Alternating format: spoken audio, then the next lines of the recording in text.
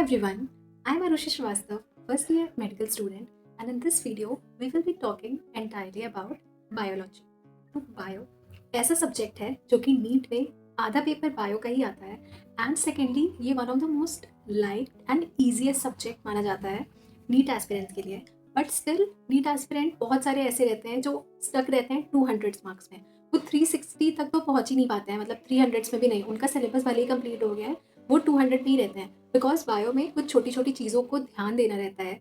And इस video में हम यही बात करेंगे. मुझे भी बायोलॉजी एज अ सब्जेक्ट बहुत पसंद रहा है पहले से ही. मेरी क्लास 10th ICSE और 12th CBSE दोनों में ही 99 आउट ऑफ 100 मार्क्स आए थे. एंड नीट का पेपर देते हुए जो मैंने सीखा है बायोलॉजी सब्जेक्ट के बारे में, वो मैं आप लोग को इस वीडियो में बताऊंगी, जो कि बेसिकली 4 सेक्शंस में डिवाइडेड है नीट के लिए. सबसे पहले मैं आपको बताऊंगी कि अगर आपके कुछ चैप्टर्स बच गए हैं तो आपको अभी बायोलॉजी को कैसे अप्रोच करना है. सेकेंडली, रिवीजन कैसे करना है बायो का. Third, we will be talking about कि लास्ट 3 मंथ्स जो बचे हैं उसमें आपको बायो को कैसे अप्रोच करना चाहिए. And at the end, fourthly, मैं आपको ये बताऊंगी कि बायो में आप क्वेश्चंस करते हुए एंड टेस्ट पेपर देते हुए अपनी एफिशिएंसी को कैसे बढ़ा सकते हो और अपनी सिली मिस्टेक्स को मिनिमाइज करके अपने मार्क्स को इंक्रीज कैसे कर सकते हो. तो आप टाइम स्टैम्प चेक कर सकते हो एंड अगर आपको किसी स्पेसिफिक सेक्शन में ही डाउट है तो आप वहाँ पे जाकर अपने डाउट्स क्लियर कर सकते हो.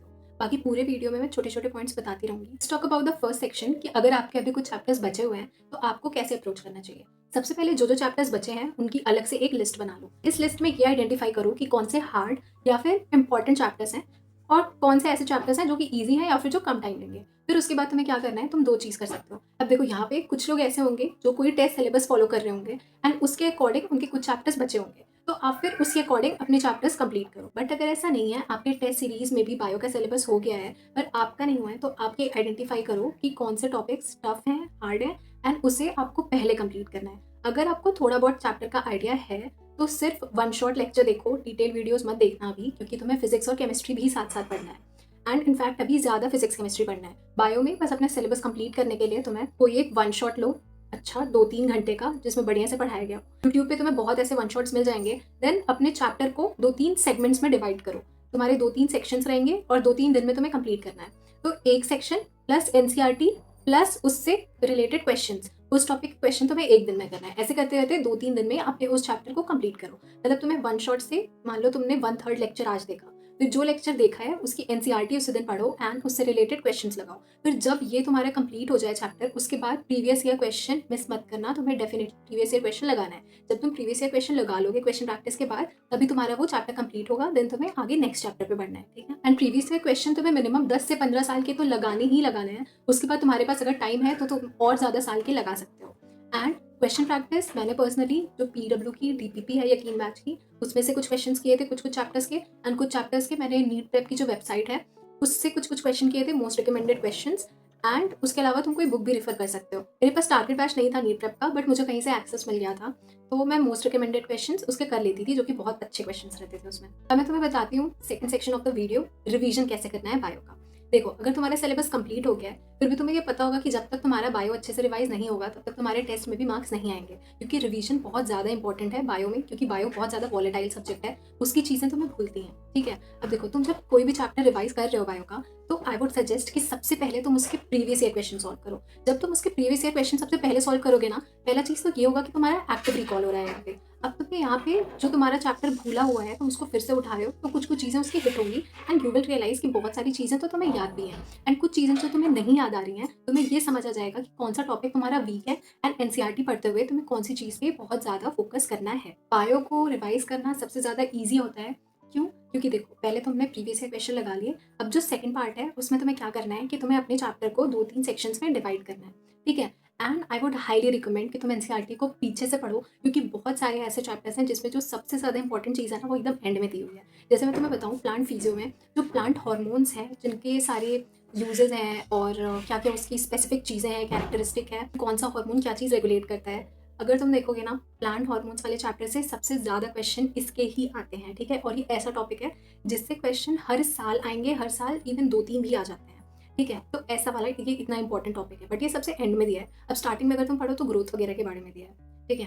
तो इसलिए पीछे से पढ़ना शुरू करो, अपने चैप्टर को 2-3 सेगमेंट में डिवाइड करो. अब एक दिन तुमने पीछे से पढ़ना शुरू किया और एक एक पे टॉपिक, ऐसा नहीं कि ऐसे उल्टा ही रीड करें, नहीं, तुम्हें समझ आ रहा होगा कि सबसे पहले समरी पढ़ना है, उसके बाद जो उसके पहले का पूरी हेडिंग है टॉपिक की वैसे तुम्हें पढ़ना है, उसके बाद उसके ऊपर का टॉपिक, ऐसे करके तुम्हें पढ़ना है और एक-एक लाइन को ध्यान से पढ़ना है। क्योंकि तुमने प्रीवियस ईयर क्वेश्चन पहले से सॉल्व किया है ना, तो तुम देखोगे कि तुम्हें कुछ-कुछ चीज़ें ऑलरेडी स्ट्राइक कर रही होंगी दिमाग में और फिर अच्छे से एक-एक लाइन तुम्हें पढ़ना होगा उसमें। फिर देखो, जैसे तुमने आज पीछे का एक सेगमेंट पढ़ा अपना आज के दिन का, वो तुम्हारा टारगेट है कि तुम्हें वो रीड करना है। तुमने वो रीड किया, फिर अब तुम्हें उससे रिलेटेड क्वेश्चंस लगाने हैं। जो-जो टॉपिक तुमने पढ़ा है, वो टॉपिक के क्वेश्चंस लगाने हैं। इसमें मैंने पर्सनली जो मोस्ट रिकमेंडेड क्वेश्चन वाला सेक्शन रहता है नीट प्रेप का, तुम उसमें क्लिक करोगे तो सब टॉपिक्स भी आ जाते हैं। तो उसमें से मैं सब टॉपिक्स को सेलेक्ट करती थी, फिर वो टॉपिक के मैं क्वेश्चन सॉल्व कर लेती थी। एंड एक चीज़ जो मैंने बहुत लास्ट टाइम पे की थी, बट अगर तुम अभी से करोगे तो बहुत अच्छा रहेगा, कि जब तुम अपनी एनसीईआरटी रीड कर रहे हो ना, कुछ चीज़ें तुम्हें ऐसी दिखेंगी कि भले ही तुम उसको एनसीईआरटी रीड करो बट वो भूलती ही भूलती हैं। तो अगर तुम वो सब चीज़ों को अलग से एक जगह पे लिख लोगे ना, तो वो बहुत ज़्यादा बेनिफिशियल होगा तुम्हारे लिए। क्योंकि ऐसा होता है ना, अक्सर टेस्ट के पहले हम लोग पूरी बुक खोल-खोल के नहीं देख पाते हैं, कि पूरे बुक में हर एक चैप्टर में देखें क्या-क्या चीज़ें मैं भूलती हूँ, ऐसे-ऐसे करके। तो अगर तुम एक जगह पे लिख लोगे, जैसे मैंने पर्सनली मिस्टेक बुक जो बनाई थी, एक अपनी मिस्टेक कॉपी एंड में, मैं उसमें मैंने लिखा था, मैं कुछ-कुछ चीज़ें यहाँ पे अटैच कर दूँगी इमेज। ऐसे मैंने कुछ-कुछ क्या, मैंने मोस्ट ऑफ द चैप्टर्स जो मैंने एंड में पढ़े थे ना, मैंने वो सबको समराइज़ वे में लिख लिया था, जो-जो चीज़ें मैं भूलती थी। अगर तुम ऐसे कुछ-कुछ छोटी-छोटी चीज़ें लिखोगे ना अपने लिए, तो वो एंड टाइम पे तुम्हें बहुत ज़्यादा फ़ायदा करेगा। And trust me, like I have felt it, कि तुम कुछ-कुछ चीज़ें लिखो, जो-जो तुम भूलते हो या फिर जो इम्पोर्टेंट है, ऐसे समराइज़ वे में। क्योंकि जब तुम एनसीईआरटी पढ़ रहे हो ना, तो साथ के साथ ये बहुत ज़्यादा टाइम भी नहीं लेगी, बल्कि तुम्हारा पढ़ने में हेल्प करेगी। क्योंकि तुम फिर लिख-लिख के काइंड ऑफ याद भी कर रहे हो उस टाइम पे।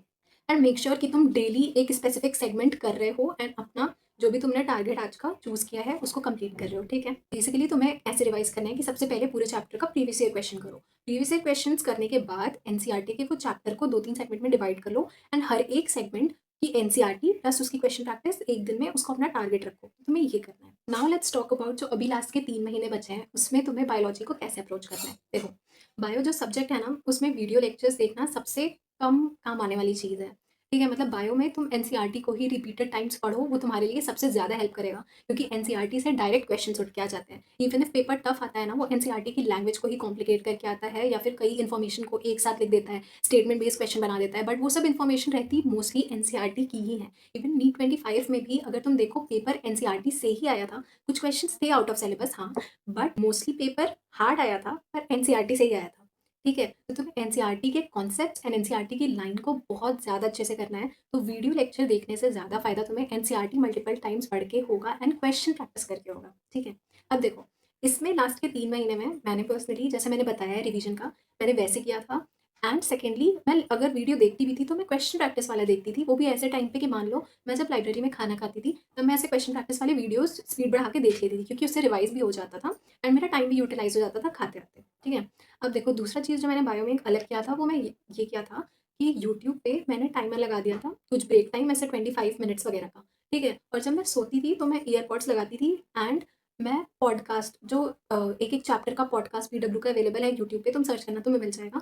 मैं वो लगाती थी, क्योंकि मुझे नींद आने में थोड़ा टाइम भी लगता था और जब मैं ऐसे पढ़ती रहती थी ना, तो मुझे नींद आने लगती थी। तो फिर सोने से पहले मैं ये पॉडकास्ट सुन लेती थी, या फिर जब लाइब्रेरी से वापस आती रहती थी, तो भी मैं कभी-कभी सुन लेती थी। ठीक है? तो तुम ये भी कर सकते हो। देखो, बेसिकली तुम्हें रिवीजन अपना प्लान कैसे करना है? देखो, सबसे पहले पूरे सिलेबस को एक जगह लिख लो, ठीक है? एक बार सीक्वेंस लिखो एंड उसमें ये देखो कि कौन से ऐसे चैप्टर्स हैं जिनका वेटेज नीट में ज़्यादा है, या फिर ऐसे चैप्टर्स जो थोड़े ज़्यादा लेंथी या कॉन्सेप्चुअल हैं, ठीक है? जैसे देखो, जो जेनेटिक्स का सेक्शन है, वो बहुत इंपॉर्टेंट सेक्शन है एंड उसमें कॉन्सेप्चुअल चीज़ें ज़्यादा हैं, ठीक है? अगर तुम लिविंग वर्ड और जेनेटिक्स को कंपेयर करो, तो ऑब्वियसली जेनेटिक्स बहुत ज़्यादा इंपॉर्टेंट है, ठीक है? एज़ अ यूनिट, और जो दोनों उसके चैप्टर हैं, वो भी बहुत ज़्यादा इंपॉर्टेंट है। तो अब जो तुमने सिलेबस की शीट बनाई है बायो की, अब उसमें देखो, तुम्हें ये मार्क करना है कि कौन से ज़्यादा इंपॉर्टेंट है, उसके बाद मॉडरेट एंड ईज़ी, ऐसे तुम समझ लो एंड अपना सीक्वेंस उसके अकॉर्डिंग डिटरमाइन कर लो। जैसे जो तुम्हारा वीक चैप्टर है, उसको तुमको पहले करना है, eat the frog, do the hard task first. सबसे पहले जो इंपॉर्टेंट है उसको करना, फिर मॉडरेट, फिर ईज़ी, ऐसे करके अपने चैप्टर्स को रिवाइज़ करना।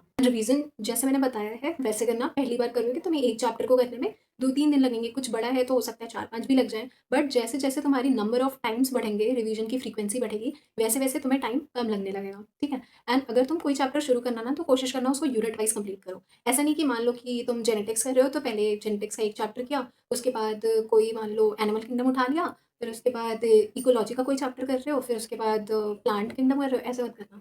अगर जेनेटिक्स कर रहे हो, तो जेनेटिक्स के पूरे चैप्टर, इकोलॉजी कर रहे हो, तो इकोलॉजी के सारे चैप्टर पहले कर लो, then move to next unit, then मान लो कि डाइवर्सिटी पे पहुँचो, ऐसा करना, ठीक है? वो क्योंकि उससे इंटर रिलेट कर लोगे तुम यूनिट के बीच में जब पढ़ रहे हो, और कॉन्सेप्ट ज़्यादा अच्छे से समझ आते हैं, इंटर रिलेट भी हो जाते हैं, ठीक है? अभी नीट के लिए आपके सिर्फ लास्ट के 2.5 महीने बचे हैं। एंड इस 2.5 महीने में बायोलॉजी समझने में आपको ज़्यादा दिक्कत नहीं आ रही होगी, बल्कि बायो रिटेंशन में आ रही होगी। क्योंकि आपकी 2 एनसीईआरटी बुक्स हैं, जिसकी सारी लाइनें आपको याद होनी चाहिए, बिकॉज़ क्वेश्चन किसी भी एक लाइन से बन सकता है। ऐसा होता है कि आप आज एक चैप्टर पढ़ो, बट द नेक्स्ट वीक आप उसकी छोटी-छोटी चीज़ें भूल जाते हो, है ना? So it is very important कि आप एनसीईआरटी पढ़ते हुए क्वेश्चन प्रैक्टिस भी करो अच्छे से। क्योंकि ऐसा होता है कि आप समझते हो एक कॉन्सेप्ट, जैसे कि mitochondria is the powerhouse of cell, ठीक है? आपने रीड किया, बट देन जब यही क्वेश्चन आएगा कि dash is the powerhouse of cell, तो आपको एक्टिवली रिकॉल करना पड़ेगा। एंड जब आप क्वेश्चन सॉल्व करते हो, तो आप एक्टिव रिकॉल करते हो एंड आपको कॉन्सेप्ट्स याद आते हैं। इसी वजह से तुम्हें क्वेश्चन सॉल्व करने चाहिए, and this is where Memonite comes into play, because Memonite में एक-एक सिंगल लाइन ऑफ एनसीईआरटी का तुम्हें क्वेश्चन मिल जाएगा। And the best part about this is, तुम कहीं भी ट्रेन, बस ट्रैवल कर रहे हो या लेटे हुए हो, तो भी तुम इसके क्वेश्चन सॉल्व कर सकते हो, एंड इससे तुम अपने वेस्ट टाइम को भी प्रोडक्टिव टाइम बना सकते हो। एंड लास्ट के मंथ्स में तुम्हें ये करना बहुत जरूरी भी है। एंड जो ब्रह्मास्त्र टेस्ट सीरीज है, वो 100% एनसीईआरटी बेस्ड है, जिसमें question specially prepared, statement based, multi layered and ऐसे लेवल के हैं जो मैच कर रहा है नीट 2025 की difficulty. And they have also given proof that more than 90% question directly या फिर इनडायरेक्टली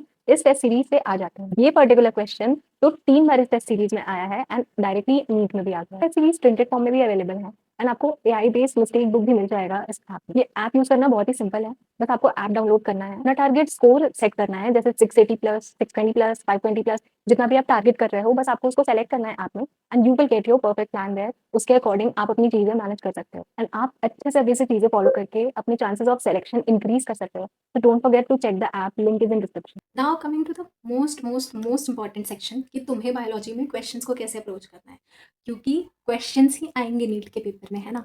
तो बेसिकली तुम्हें क्वेश्चन को अप्रोच कैसे करना है, अपनी सिली मिस्टेक्स कैसे मिनिमाइज करनी है, एंड क्वेश्चंस को रीड कैसे करना है, इसमें मैं तुम्हें बताऊंगी कि तुम कैसे इंक्रीज कर सकते हो अपने मार्क्स कुछ चीज़ों का ध्यान रखते हुए, ठीक है?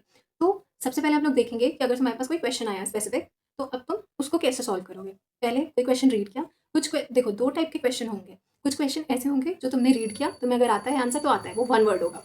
Like alternative forms of gene, क्या होगा, 4 ऑप्शन है तुम्हारे पास, ठीक है? उसमें तुमको एलील को ढूंढना है, एलील मिला, तुमने टिक किया, आगे बढ़ गए, ठीक है? अब ये ऐसे क्वेश्चन हैं जो 1 वर्ड होते हैं, बस उसमें रीड करना है, दिमाग नहीं लगाना है। या फिर ऐसे क्वेश्चन होंगे जो थोड़ा तुम्हें सोचने को मजबूर करेंगे, जो कि स्टेटमेंट बेस्ड हो सकते हैं, करेक्ट इनकरेक्ट पूछा है, उसमें मैच द फॉलोइंग दिया है, ट्रू फॉल्स दिया है, बेसिकली जो लंबे लंबे वाले क्वेश्चन होते हैं बायोलॉजी में, ठीक है? तो या तो ऐसे टाइप के क्वेश्चन होंगे। अब तुम्हें इसको अप्रोच कैसे करना है, स्पेसिफिकली एक एक टाइप के क्वेश्चन का बता रही हूँ। अगर पोस्ट स्टेटमेंट वाला क्वेश्चन आया ना, देखो, which of these are not incorrect, not incorrect यानी इसमें से सही कितने हैं, ठीक है? तो उसको नॉट इनकरेक्ट को करना है तुम्हें बॉक्स में, और उसके बगल में करेक्ट लिख लेना है या फिर टिक वाला ऑप्शन सिंबल लगा लेना है, ठीक है? फिर उसके बाद जब तुम स्टेटमेंट्स रीड कर रहे हो ना, सारी स्टेटमेंट के राइट साइड पे टिक टिक टिक क्रॉस ये सब करो, ठीक है? और उसके बाद ये देखो कि अगर करेक्ट के लिए पूछा है तो करेक्ट के लिए कौन कौन सा है, क्योंकि बहुत बार ऐसा होता है ना, पूछता है which of the following is wrong, wrong का पूछ रहा है, और हम लोग पढ़ते हुए ना टिक लगा देते हैं कि ये सही है, फिर हम लोग उसको काउंट करके कर देते हैं। तो ये सारी ना सिली मिस्टेक्स होती हैं, एंड ये तुम्हारी क्वेश्चन प्रैक्टिस से ही जाएगी। मैं तुम्हें बता रही हूँ कि कौन से क्वेश्चन में कैसे टाइप की मिस्टेक्स बहुत होती हैं। तो इसमें ना ये चीज़ करना, और इसको तुम मिनिमाइज ऐसे ही कर सकते हो अपनी मिस्टेक्स को, कि टिक का निशान लगाओ, क्रॉस का लगाओ, मान लो राइट साइड। मैंने ये किया था पर्सनली कि जो सही मैं करती थी उसको मैं राइट साइड ही करती थी, चाहे करेक्ट पूछा है चाहे इनकरेक्ट पूछा है। फिर जो भी पूछा है करेक्ट या इनकरेक्ट, उसको टिक या क्रॉस का निशान लगा करके फिर उसके बाद मैं काउंट करके फिर आंसर देती थी, ठीक है? अब देखो, जो मैच द फॉलोइंग वाले क्वेश्चन होते हैं, मैच द फॉलोइंग अच्छे से करने का ये तरीका है ना, कि कोई एक ऐसा ऑप्शन ढूंढो जो तुम एकदम श्योर हो, ठीक है, कि इसका तो यही वाला मैचिंग होगा। फिर आप उसको अपने, अगर तुम एकदम श्योर हो, उसको अपने उसमें ढूंढो, ऑप्शंस में एलिमिनेट करो ऑप्शंस को। बेसिकली बहुत बार तुम्हें ऐसा मिलेगा ना, जिसका तुम एकदम श्योर हो, तुमने बस उसमें देखा कि अरे ये तो सिर्फ एक ही ऑप्शन में आ रहा है, फिर उसको करके आगे बढ़ जाओ। मतलब दिस वर्क्स, क्योंकि अगर तुम श्योर हो ना, तो बस तुमको देखना है, और उसके बाद जो जो अगल बगल का है ना, मान लो थोड़ा सा और चेक कर लो कि हाँ ये सही ऑप्शन है। तो ऐसे भी तुम इसको जल्दी कर सकते हो, ठीक है? अब आया ट्रू फॉल्स वाला क्वेश्चन आता है। ट्रू फॉल्स वाले क्वेश्चन में ट्रू फॉल्स ये सबको अंडरलाइन करो, एंड क्वेश्चन पढ़ते हुए बीच में ध्यान दो, देखो नॉट तो नहीं आ रहा है बीच में, तो ये सब चीज़ों को ध्यान, जैसे मैंने पहले भी बताया है टेस्ट पेपर कैसे अप्रोच करना है उस वाले वीडियो में, कि तुम्हें राउंड वाइज पेपर सॉल्व करना है, एंड राउंड में जो इजी क्वेश्चंस हैं उनको बस टिक करते जाना है और करते जाना है, ठीक है? तो बायो में भी जब बायो सेक्शन कर रहे हो तुम, तो जो इजी क्वेश्चंस हैं 1 वर्ड उनको करते जाओ, ठीक है? और जो ऐसे होते हैं ना स्टेटमेंट इनकरेक्ट, पर बहुत ज़्यादा लंबे नहीं होते हैं, बहुत ज़्यादा कॉम्प्लेक्स नहीं होते हैं, या फिर ईजी रहते हैं, मतलब कुछ उसमें हार्ड चीज़ नहीं रहता है, तो उसको भी तुमको फर्स्टली सॉल्व करना है। मतलब बेसिकली ऐसे क्वेश्चन जिसमें तुम्हें रुकना ना पड़े। तो अगर मैं समराइज करूँ कि कैसे तुम अपनी सिली मिस्टेक्स को कम करके अपने मार्क्स इंक्रीज कर सकते हो, तो पहला चीज़ यही कि राउंड में पेपर सॉल्व करना। राउंड 1 में इजी क्वेश्चन जो तुम्हें आते हैं श्योर हो, ठीक है? राउंड 2 में जो लेंदी क्वेश्चन हैं ज़्यादा, या फिर ऐसे क्वेश्चन जो मतलब नहीं आते तुम्हें, ठीक है, उसको छोड़ देना। बिना मतलब का ऐसा मत करना, क्योंकि बहुत सारे बायो में ऐसे क्वेश्चन होते हैं, आता है तो आता है, नहीं आता है तो नहीं आता है। तो वहीं पे बैठ के मत सोचने लगना, उसको सेकंड राउंड के लिए छोड़ के अपनी स्पीड बढ़ाना क्वेश्चन करने की, ठीक है? तो पहला चीज़ तो तुम्हें ये करना है। दूसरी चीज़ जो मैंने बताया है, क्वेश्चन अलग-अलग टाइप के, उनको अप्रोच कैसे करना है एंड कहाँ पे तुम्हें अंडरलाइन करना है, सर्कल करना है। ऑल्सो जो तुम्हारे क्वेश्चंस के बगल में स्पेसेस रहते हैं ना, उसमें कुछ-कुछ स्क्रिबल करना। जैसे मान लो दिया है कि प्राइमरी स्पर्मेटोसाइट और सेकेंडरी स्पर्मेटोसाइट, ये सारे वर्ड्स दिए हुए हैं और इसका कोई सेंटेंस लिखा है कि इसके बाद ये ऐसे कन्वर्ट होता है, मियोसिस 1 हो रहा है, जो भी हो रहा है, ठीक है? तो तुमको मतलब ऐसे लिखना है 2n प्राइमरी स्पर्मेटोसाइट में, सेकेंडरी स्पर्मेटोसाइट तो n लिखा है, मतलब कि समझो क्या लिखा है। अगर नहीं समझ आ रहा है तो अंडरलाइन करते हुए भी नहीं समझ आ रहा है तो थोड़ा-थोड़ा स्क्रिबल कर लेना बगल में, ठीक है? एंड मोस्ट इम्पोर्टेंटली ऑप्शंस को एलिमिनेट करने वाला मेथड, ये बहुत ज़्यादा काम करता है क्वेश्चन सॉल्व करते हुए। एंड ये सब चीज़ों को तुम अपने टेस्ट पेपर्स में लगाना, क्वेश्चन प्रैक्टिस में भी, देन मेरे को बताना कि इससे तुम्हें कितना फ़ायदा दिख रहा है, ठीक है? ऑप्शन एलिमिनेट करना बहुत ईज़ी होता है, क्योंकि देखो तुम्हें अगर कोई क्वेश्चन का आंसर नहीं आ रहा है, तो ठीक है, कोई बात नहीं, तुम्हें समझ नहीं आ रहा है। बट ऐसा ज़रूर ऑप्शन होगा जो तुम्हें लगेगा कि ये तो हो ही नहीं सकता यहाँ पे, तो बस उसको सिंपल काट दो। फिर ऐसे उन तीनों में सेलेक्ट करो जो बच रहे हैं, फिर 2 में, फिर 1, फिर ये ऑप्शन निकल आता है, ठीक है? तो ये सारी चीज़ें छोटी-छोटी हैं जिससे तुम अपने टेस्ट के मार्क्स को बायो में बढ़ा सकते हो, ठीक है? मतलब बेसिकली तुम रिवीजन जब करते जाओगे ना, तो ईज़ी क्वेश्चंस तुमसे होते जाएँगे एंड क्वेश्चन प्रैक्टिस इंक्रीज़ करो, रिवीजन इंक्रीज़ करो, तुम्हारे मार्क्स भी बायो में फॉर श्योर बढ़ जाएँगे, ठीक है? आई होप कि तुम्हें बायो के ये सारे डाउट्स क्लियर हो गए होंगे। बाकी तुम्हें जो भी डाउट है किसी भी सब्जेक्ट का, मेरे को बताना कमेंट्स में। एंड लास्ट 3 मंथ्स को तुम्हें यूटिलाइज़ कैसे करना है, एंड जैसे मैंने बायो का बताया है, वैसे फिजिक्स और केमिस्ट्री का भी मैं बताऊंगी कि रिवीजन कैसे करना है। बाकी तुम्हें जो भी डाउट्स रहेंगे वो कमेंट्स में बता देना एंड बताना मेरे को कि तुम्हें ये वीडियो हेल्प किया या नहीं किया। ये सारी चीज़ों को अप्लाई करके बताना, ठीक है? एंड बाकी नेक्स्ट वीडियो में मिलते हैं, तब तक के लिए stay safe and work hard. Okay, bye.